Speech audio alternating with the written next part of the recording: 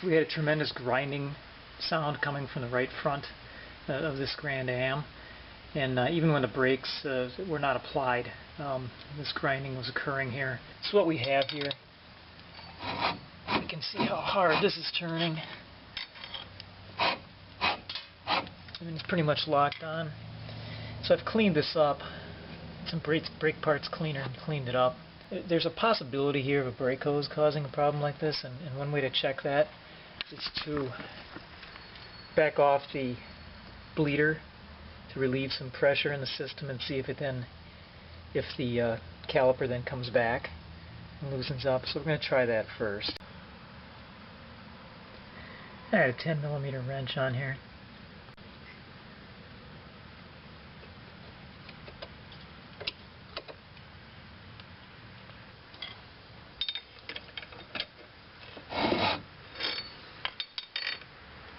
Yeah, I don't think the caliper moved at all during that little test.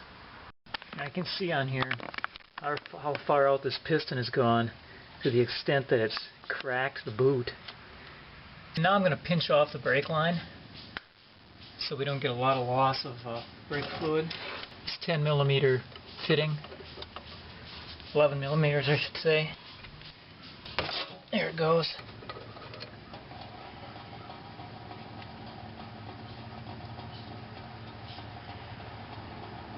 So I'm going to just unbolt the caliper now.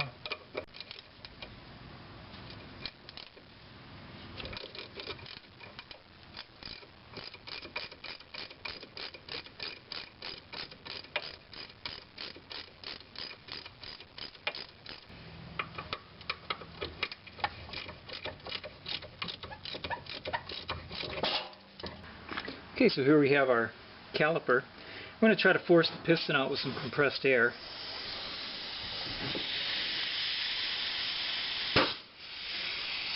Oh, it came out with a bang.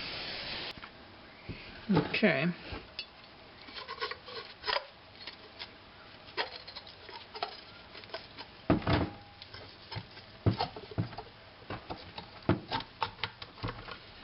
Get the shoe out of the way. Let's clean this up a little bit. As you can see, our boot is gone. That may have been a contributing factor to the demise of this. So I'm not really seeing a lot of corrosion on here. To me this looks like it might be a prospect for rebuilding. We'll clean it up and rebuild it.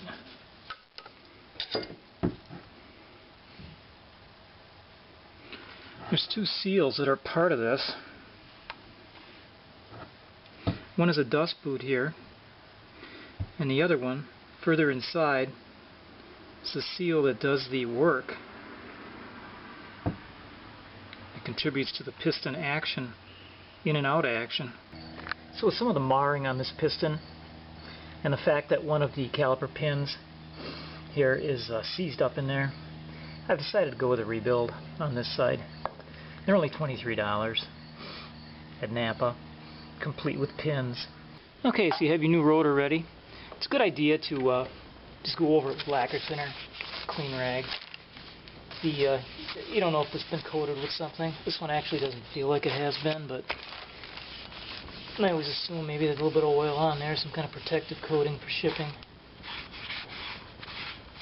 And remove that. Before you put it on too, it's not a bad idea to go over the contact surface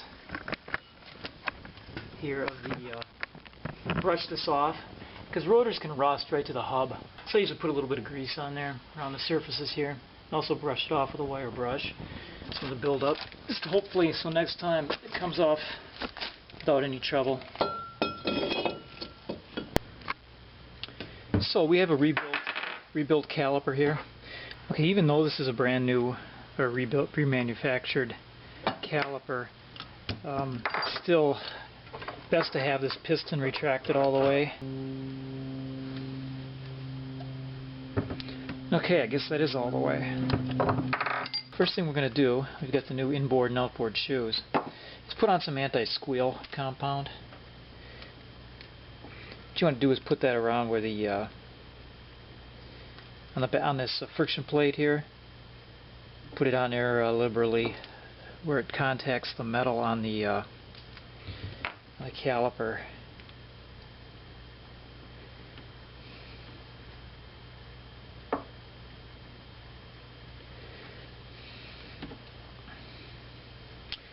Okay, now this particular one, there really isn't any external brake hardware or brake hardware that's not attached, which is kind of nice.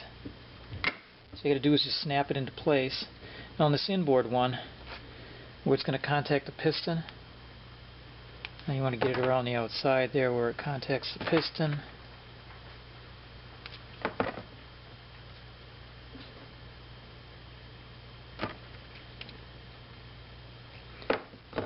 I'd also put some here on these little spring-loaded, like ears.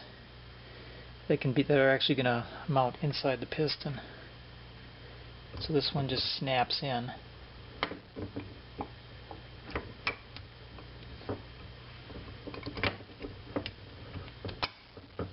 Like so. So there it is. Okay, so next up, now that we're sure we have the piston all the way in the bore, is to get this caliper mounted. Usually goes straight, pretty much straight on.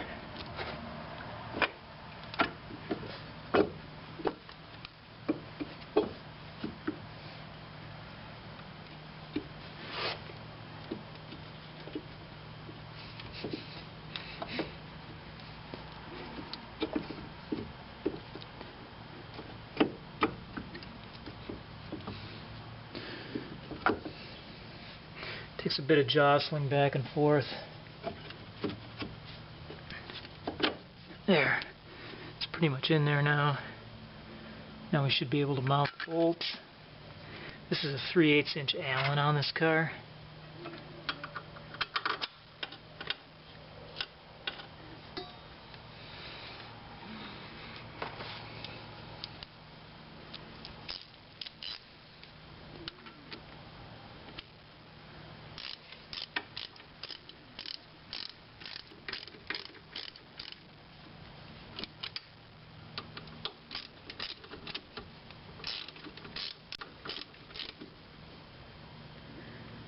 I'm going to go check the torque specs on this because I do like to torque these since they are a brake part.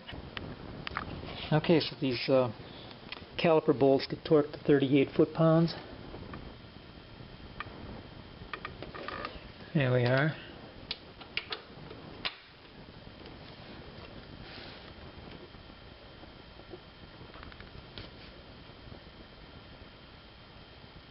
And there.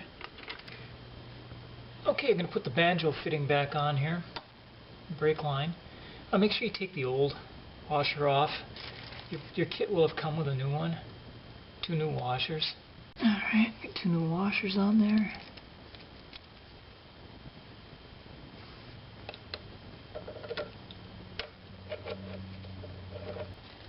Two 7/16 fits on there.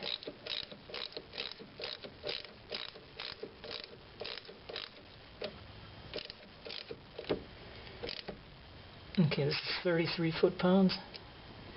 So I'm not going to show the torquing of it, but 33 is what you're going to go after. Okay, we're going to bleed the front brake. Got a one-man bleeder here. So we're going to put this over our fitting. This type has a magnet in it. And one more precaution that we're going to take here to ensure a good seal. Put a little bit of grease around the fitting.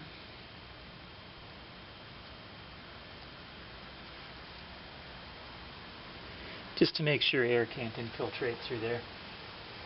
Okay, so then we'll pop open the bleeder screw just a bit. It's plenty tight. And you should start to see some brake fluid start to come out and some bubbles there.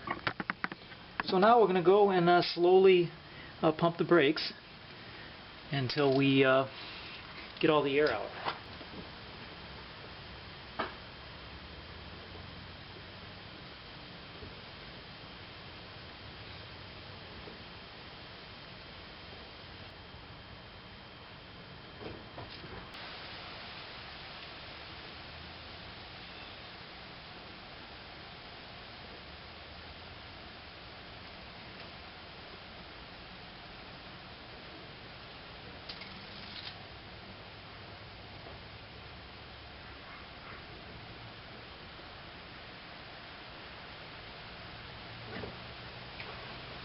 Okay, I'm going to check this one more time, make sure there's no air coming out.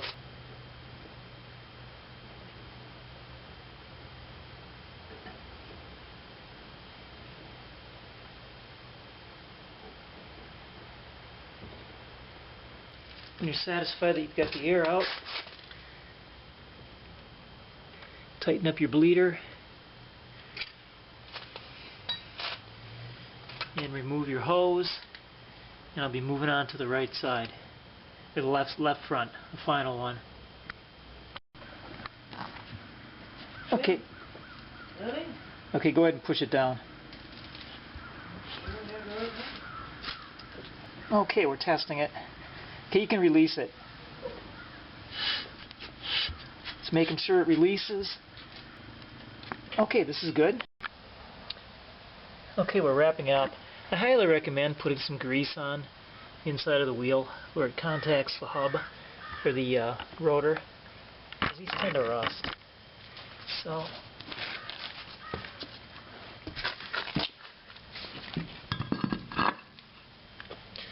now this particular car does have just regular steel wheels.